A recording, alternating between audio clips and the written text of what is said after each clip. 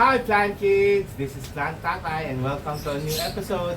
Ayan, as promised, sabi ko sa inyo, pag-uusapan naman natin ngayon per grupo ng aking mga koleksyon at mga halaman, no? So at this point, ang pag-uusapan natin or ang ating i-introduce sa inyo ay ang mga agave collection ko. Okay? So ngayong hapon, pag-usapan natin ang ating mga agave.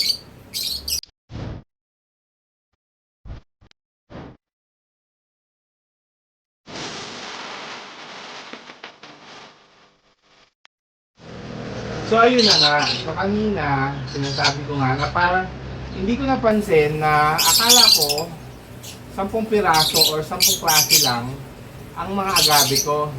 Hindi ko napansin kasi since nakakalat sila, hindi ko napansin na marami na pala sila. Yung iba dito, actually sa mga iba-iba kong seller, nabili itong mga ito kasi as much as possible hindi ako bumibili talaga ng mahal. Okay?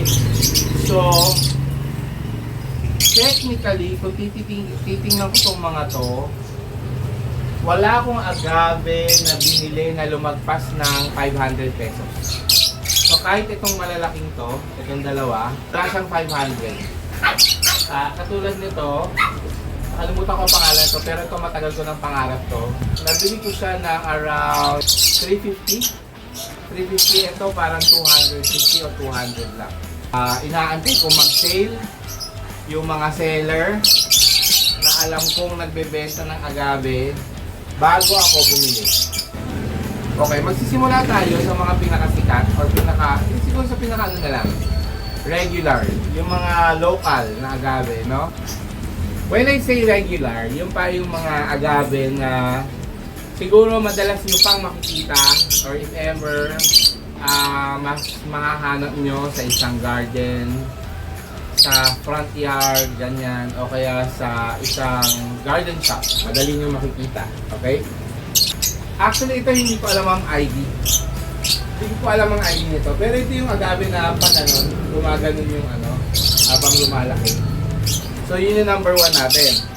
Ito yung number 2. Yan. So, alam ko, magkaiba to ng ng ID. Although nakikita mo ito, medyo gumagano na rin. Pero alam ko magkaiba siya. Just because of the yung kapal at saka yung kulay ng sides, yung variegation sa side. Lumalaki talaga sila, pero common lang sila. So next naman ay ang mga common na makikita natin sa mga live selling, sa mga posting, plant sellers, no? So unahin na natin ito, si toothpick agave.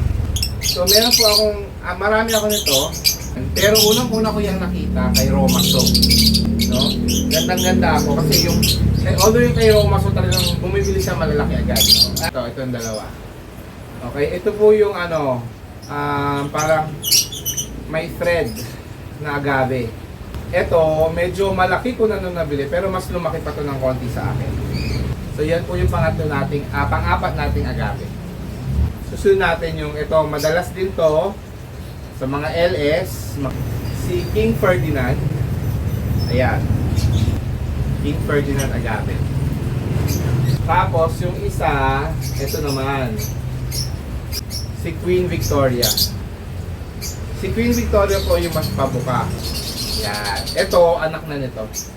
Tapos marami pa tong anak. Ito nga nagkakaanak pa rin, no? Yan. Ito po ay yung variegated version.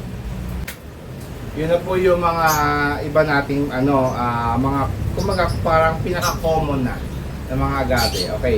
So ito mga susunod, nagiging common na siya, pero sa mga agave collector, medyo mahal pa siya ng konti. Nagugulat nga ako sa presyuhan niya. Pero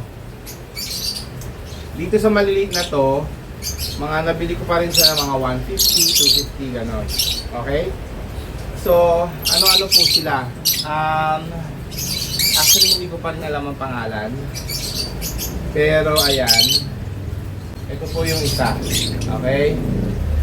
So parang ito po ay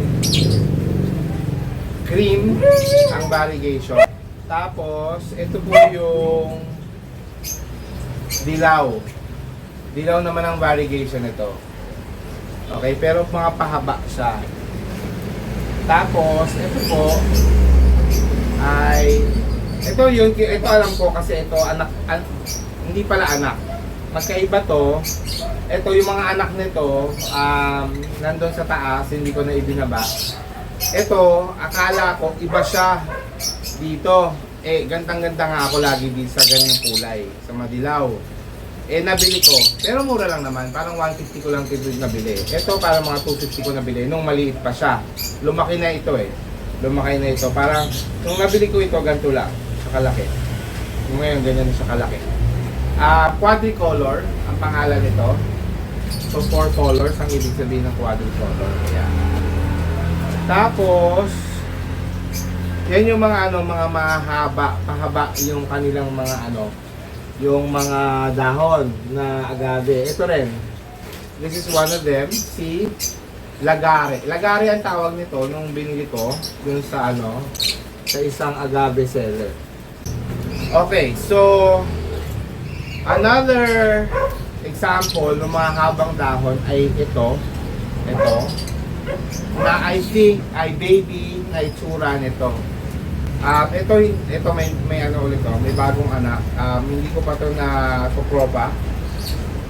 Pero eventually ipopropa ko to. Pag medyo mas malaki pa siya, mahanap lang ako ng clay pot. Mas gusto ko to sa clay pot, ayan. So, yan, iisa lang to. And then another klase ng long leaf na agave ay ito. Ayan. Kung ito ay green at ito ay quadricolor, ito ay medyo beige. Hindi ko alam kung ito yung tinatawag nilang lemon lime Ayan o. And then, isa pa pala, nakalimutan kong banggitin, sa mga common ay ito. Tawag nila dito ay si Potatorum. Ayan. Si Potatorum. Ito sa akin na lang din lumaki to. Maliit ko lang din nabili ito. And then another long leaf version ay itong isang ito na hindi ko alam kung anong pangalan. Ayan. Ganda rin. Ang ganda ng pagka-green nito. Ngayon, nandito na tayo sa ating last na klase ng mga agave, So, simulan na natin dito sa isang na nakatago. Ito yung mga klase na parang parang pentagon. 5 sides yung kanyang dahon. 2 pahabang ganon, tapos 2 ganon, parang pa-diamond yung dulo, So, ito yung isa sa kanila. Again, hindi ko alam ang ID, nakalimutan ko ID. Nung pinagbibili ko, may mga ID. Pero ngayon, nakalimutan ko ang ID. So, ito yung una. Okay? Pangalawa ay ito. Beige naman ang variegation nito na nasa gitna. Okay? Meron kasi ito na version na nasa side. Ito. Pero medyo andilaw to Ang pangalan nito ay lemon lime. Ito hindi ko alam ang ID. Ayan. Hindi pala to lemon lime. Nakalimutan ko rin ang pangalan nito. Pero ito may mga anak na rin. 1, 2, 3. 6 na rin ang anak nito. Ayan. Nakalimutan kong pangalan. And then lastly, sa mga version na ito, or sa mga variety na ito, ay itong lemon lime. Ito yung lemon lime. So meron po siyang variegation. Ito. Wala siyang variegation. Pero parang nagla-lime yung gitna niya part. Ito may variegation sa side. Ito parang nagla-lime yung gitna. Aray ko. Okay. So lahat ng nandito sa harap natin at ito ay na introduce or napakita ko na sa inyo. So final natin na ipapakita ko sa inyo ay isang klase na agave na hindi ko alam na agave pala. Ang tagal na sa akin ito. Siguro mga 2-3 years na rin siya sa akin. Tapos akala ko Sansevieria siya or Haworthia siya. Hindi ko alam na agave pala siya. Oo. So papakita ko sa inyo. Ayan. Anak to. Nabili ko na to ng medyo ganito na kalaki. Lumaki lang sa akin to. Tapos, napansin ko lang siya recently kasi nasa taas siya ng shelf. Tapos sabi ko, ay parang namumula ako, nagbabrown yung dahon. Kasi pala, kulang na sa dilig. Binaba ko. So, nung pinakita ko sa isang grupo, sabi nila na, ay kulang yan sa tubig. Diligan mo, tapos ilipat mo muna sa medyo shaded area or bright area lang. So nilipat ko siya. So ayan, bumalik yung pagka-green niya, nakakatuwa. Pero yun ang maganda dito, nagre-red pala siya. So ang natira lang na green itong party na to, tapos lahat talagang halos red. Ang ganda niya pa rin, red o green man siya. Tapos ngayon parang nagre-thread siya, para sa nagkakaroon ng mga buhok-buhok. Pero hindi daw to threaded agave. Ito yung sinasabi ko nga na agave kanina na may pangalan. Okay? Okay, so that ends our video ngayong araw na ito. Maraming salamat po sa pagsama nyo muli sa akin dahil yun nga, na-promise ko naman na magdi-discuss tayo ng tungkol sa agave at i-share ko sa inyo yung ating mga koleksyon ng agave.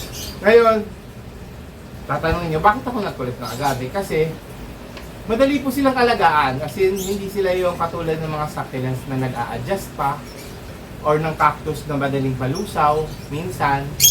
So ito, mga agave talagang siya, matibay siya. Mag-a-adjust siyang konti, pero eventually mabubuhay talaga siya. No? Kasi at saka hindi siya maarte sa lupa din, na katulad ng mga succulents at ng cactus dito sa lowland. No, tapos, isa pa ay, yun nga, lumalaki din sila. Depende kung saan siguro mo ilalagay o kung saan mo itatanim. Yun yung mga gusto kong mga klase ng halaman, yung lumalaki talaga. Kaya makikita niyo dito, kahit maliit yung area ko, pero marami ako ng malalaking halaman kasi gusto ko sa kanila yung malalaki talaga. No?